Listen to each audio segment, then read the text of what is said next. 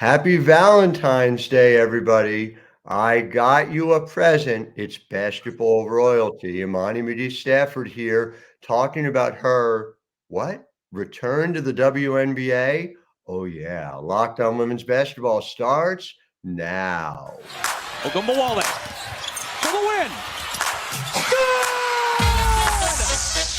Good! You are Locked On Women's Basketball, your daily podcast on women's basketball.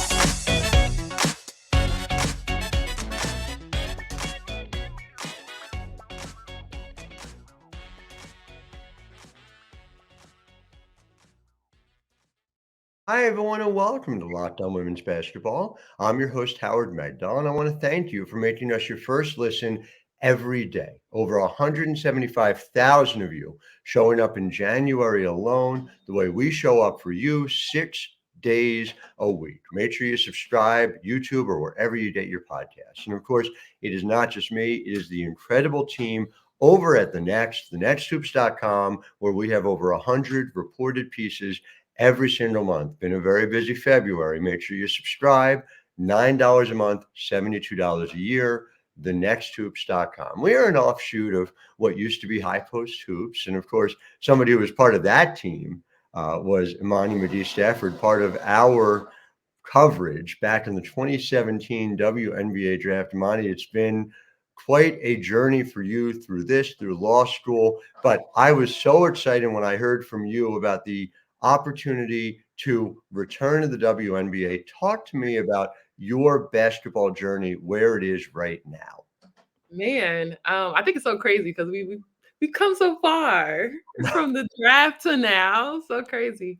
I think I'm obviously a little bit older. I'm 29 now. You met me when I was a wee pup. That's true. Dating back to college, Texas years. Yeah. So I think this is my first time doing a full season overseas. Really just trying to get my opportunity back in the WNBA. That's like was my goal. I took my time away for school and everyone kind of thought I was done. And like in my head, I was like, no, I'm just taking a break. Yeah. So I just need the opportunity to come back. I think I'm prepared. I think my last time in camp, I was a little out of shape. It's been a while. I've been away from ball. And, you can't really mimic game shape. True. But my weight is down. I'm back in shape. I'm playing. So I'm just excited to see who wants to give me a shot. I mean, you talk about being back in game shape, and it's worth knowing.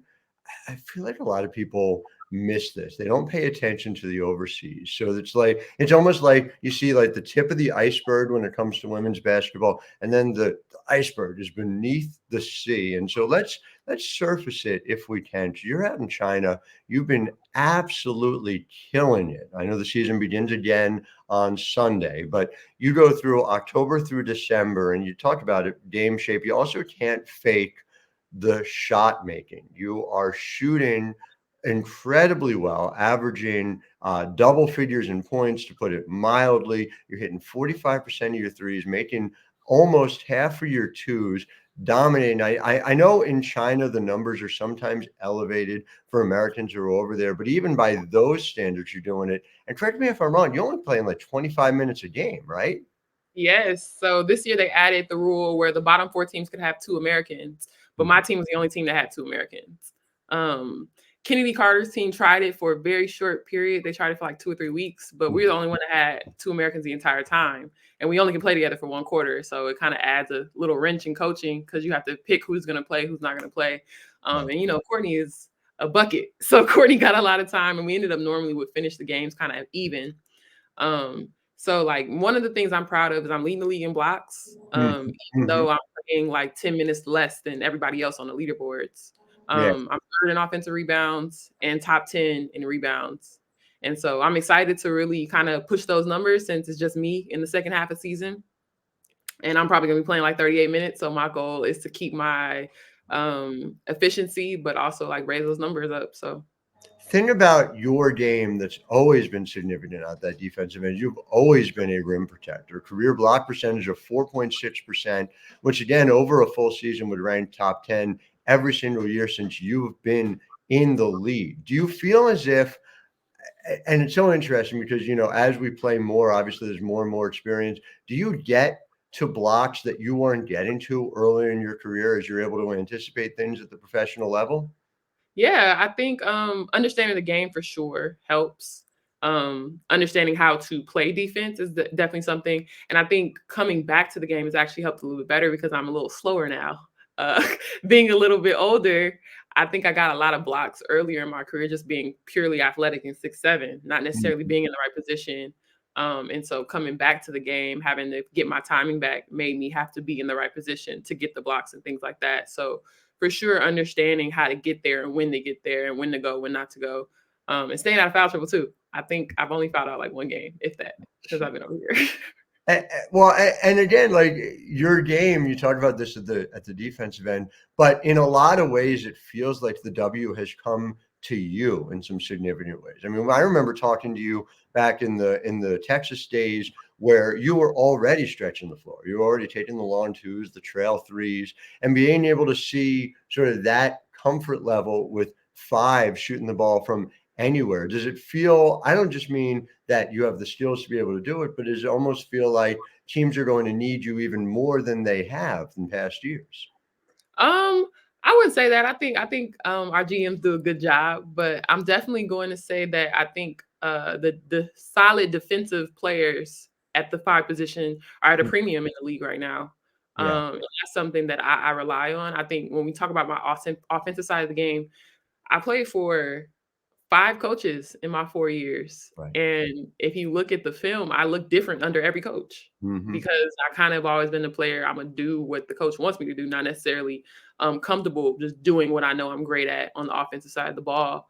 So I think in terms of on the offensive end, a lot of people are kind of surprised that I can do as much as I can just because I kind of play to the role given to me in my younger years in the league. So my thing always is going to be being a defensive presence and being one of those bigger players. 6'7", that's the second tallest in the league. Um, Teach it. Can't you teach it. know, so every day I know that that's something I could bring to a team, regardless of who's in front of me. I ain't gonna stop everybody, but I'm gonna make it harder for sure. I Um, know I know we've talked about also just the joy in which you're having in playing basketball. And I know, time away sometimes can sharpen that. I know for a lot of people, during the period of COVID when everything shut down, there was a long time where it was, all right, we weren't getting access to the things that we loved and sort of a re-emphasis. Does it feel different, the joy, the emotion that go into when you're out on the court? Like, just take me through what that's like for you now. Yeah, I think again, you don't know what you have until you lose it. I think I've always just been very blessed, right? Like I was a first round pick. I was very good in college. I've never been on the other side of this. My first time getting cut in the WNBA was in 2022. That was Right. my first time in my entire career. So being on the outside looking in is not fun, Mm. but I do think I needed the break. It was my first time since I was probably 14 that I hadn't worked out 6 days a week. Right. I got to just relax. I got to be a nerd again and read books and go to school and really enjoy that process. And I didn't know I would miss it as much as I did. I Mhm. didn't know that I would miss the competition, watching people I think I'm better than.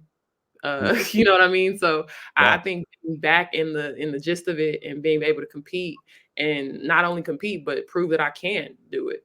Um, this is Yeah. my first season overseas, and I'm watching them game plan for me and finding a way to compete. And I've never had that happen to me for in the W. So it's been very fun. You haven't had it happen yet.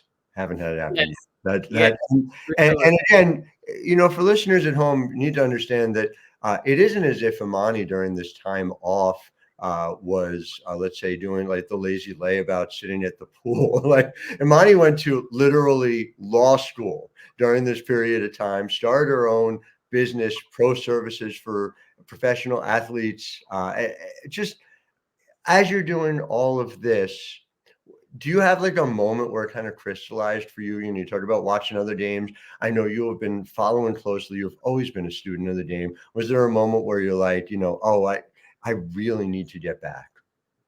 Yes, for sure. I think it's different going to WNBA games.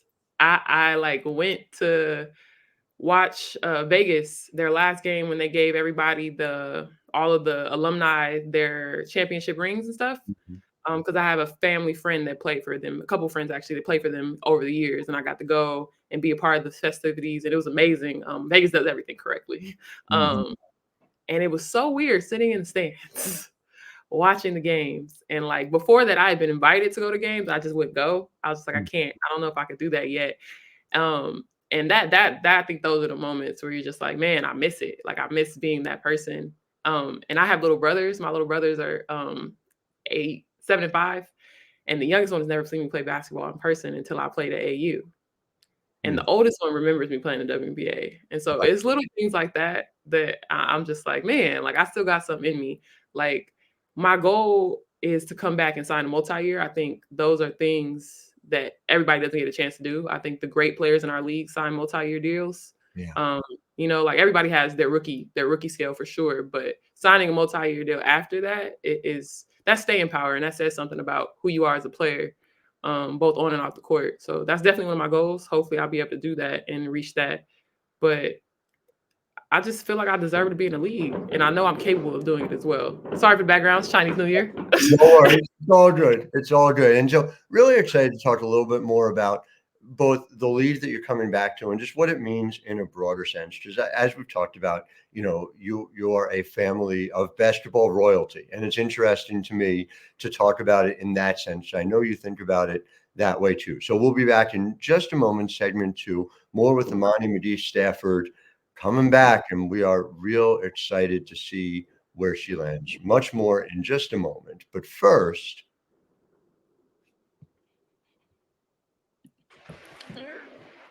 want to talk to you guys about Hungry Root. And Hungry Root, one of the sponsors of today's programs, they give an opportunity for you to be your healthy partner, living healthier, eating healthier. You get fresh, high quality groceries and simple, healthy recipes delivered to your door. Here's how it works. Take a fun short quiz, and then Hungry Root will get to know your personal health goals, what you like to eat, the kitchen appliances you use, you name it. And then they build you a personalized cart with all your grocery needs for the week and give you delicious recipe recommendations to put those groceries to good use. They will recommend recipes, groceries, high quality food, always ready to eat meals. It saves you so much time. If you're like me, that comes in handy so often. And right now, Hungry Root is offering Locked On NBA channel listeners 40% off your first delivery and free veggies for life. Just go to hungryroot.com/locked on to get your 40% off first delivery and get your free veggies. That's hungryroot.com/locked on. Don't forget to use our link so they know we sent you. So I'm back with Imani McGee-Stafford. And of course, Pam McGee, your mom, played in this league. It's so interesting, right? You think about like the way the timeline lines up. She was obviously this great player who didn't play in the WNBA until age 34, not because of anything other than, in this case, lack of opportunity. The league did not exist. And I wonder to what extent that can inspire you. She obviously was able to play multiple seasons, was a standout in both Sacramento and LA. Like, does it feel to you like you can have a different clock in part because of the pathway that she took to get there? For sure. I think I don't take it for granted. I think being a daughter of a WNBA player, I'm the first to do it so far because my mother was, like you said, a little older than everybody else when the league started. I don't take that for granted. I will stand on the top of the mountains and tell you the WNBA is the best league in the world. And being a part of that 144, soon to be 166, it's not something that everyone's able to do. Mhm. And for me to be able to step away and come back, like that if I'm able to accomplish that, like I feel like I can, that's an amazing feat. Mm. And I think continuing her legacy, I got a lot of champions in my family. So, trying to carve my name in the record books, be it as a team player or just being years in the league, whichever way that shapes out is important to me. You talk about this, and I know you have these sort of long range goals that go along with it. Was seeing Vegas in person part of that? Being able to see up front like what a champion is looking like at this point in time in the WNBA, and I just related to that. I just think back right to like when you first entered the league compared to now. It feels like it's so much bigger. It just feels like there's so much more infrastructure to it. And that's just from the media side. Is that what it feels like from a player side too? For sure, especially knowing, like I was in the league before Vegas, it was San Antonio. That's right. So seeing how far we've come, seeing what it looks like, seeing what we look like in popular culture and popular media, it is an amazing thing to be able to say I was a WNBA player, Mhm. because I'm proud of what we've been able to accomplish. I was a player rep every year I was in the league, so seeing us get this new CBA, and just continue moving forward as a women's league, as one of the most established women's league in America. So every day I get it's beautiful to watch, and I'm a fan. So like, like even though I wasn't playing, I'm still watching games. I'm still cheering for my friends, and just watching how the game develops. So it's funny because now, like, like I am one of the older players Mhm. where a lot of these kids I do not know. Like I know them simply from watching. So Sure. definitely a different appreciation being on this side. You would have to be a player rep, right? Back in the league. I'm just saying, there's a lot of really capable players, but you went to literal law school, right? I would think you'd have to be tapped for that, right? Something like that, something like that. I enjoyed, watching everything come to fruition for sure, being a part of those conversations before as we were negotiating. And like we've watched our fearful leaders, NECA for sure, Shanae, Lay, do so much good in their time in this league. And I think that's where you stand out is how do you lead this league after you leave the league? You know what I mean? And I think everybody that plays in WNBA understands how much we believe in this league and want this to be here for our kids. My niece, my brother's daughter is 7 and she plays basketball. I love And she remembers coming to watch me play. And my brother actually told me they went to a Dallas game when he was playing in Dallas, and she was like, "Where's TT Monty?"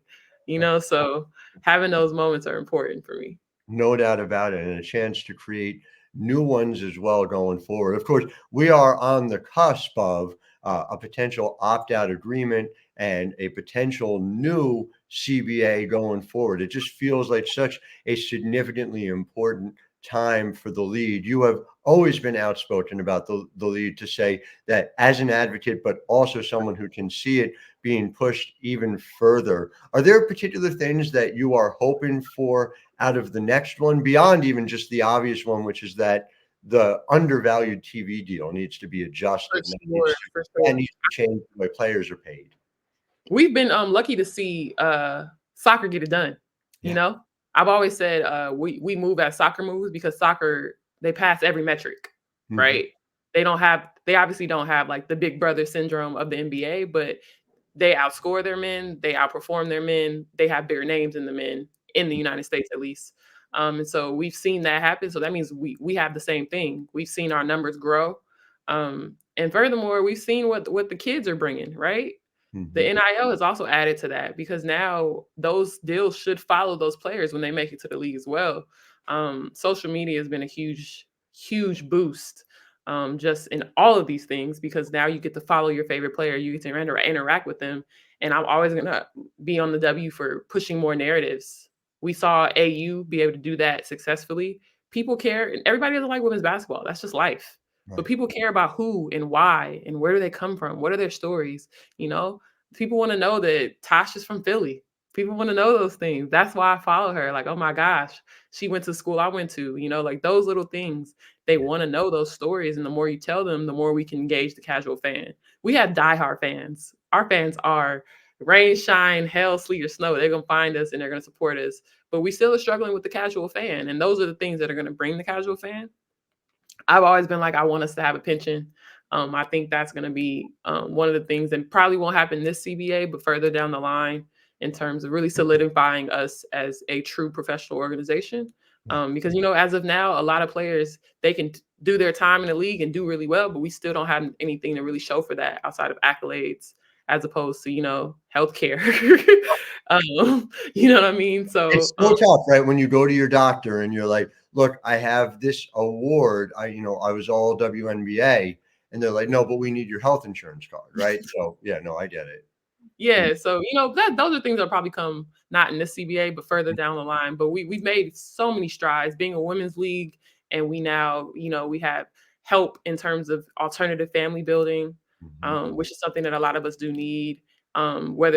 Regardless of what our sexual orientation is, that's something that women's leagues need, because you never know what you might run into, especially us as women waiting later to have children, being professional athletes. Yeah. So seeing everything we've been able to accomplish and just continually growing about that is everything that we're about, and continually having these conversations.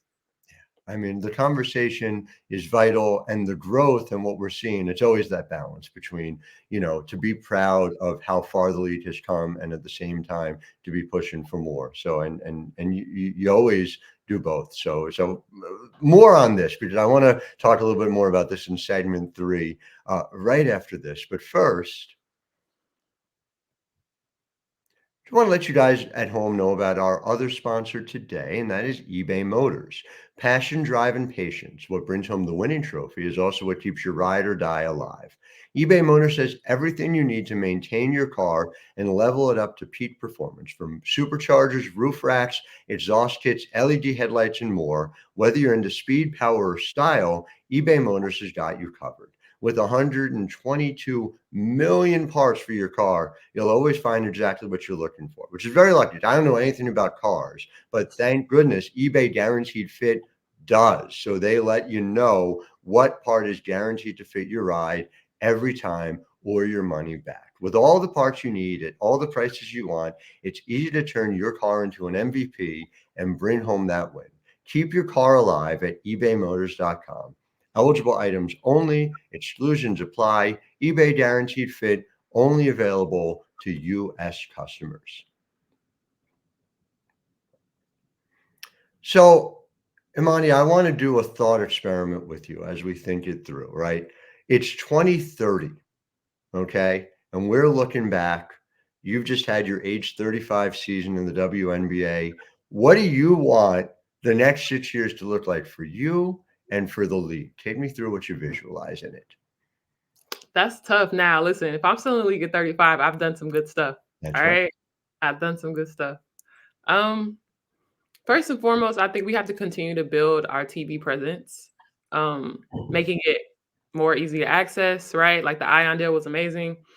And then targeted. I think we live in a very niche space, being how we are at the precipice and forefront of a lot of social justice issues. Yeah. But we're also a sports league, right? So navigating that kind of minefield of marketing has been something that's tripped us up. But we're a women's league and we don't have any feminine hygiene products. We just got a hair care company within the last couple of years. Like that, there's a market there, and continuing to build out those things, and finding things that authentically connect.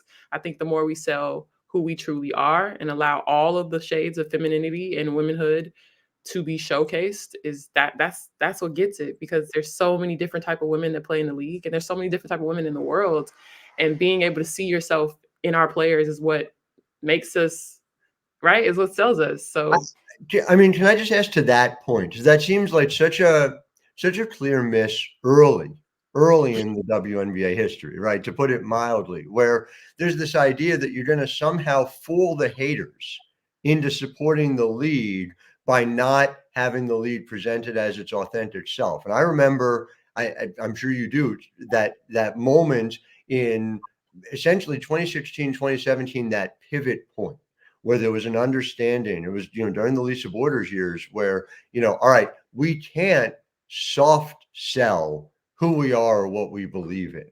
Do you feel like the league gets to where it is now, if not for that moment of social justice that was pushed by the Minnesota Lynx, by Maya Moore, and by Lindsay Whalen and Simone Augustus, and by Tina Charles and Tamika Catchings? I remember to this day having a media blackout to talk about gun violence. And we had the opportunity to talk to them after the game, not about the game, and about the things that were on everybody's mind.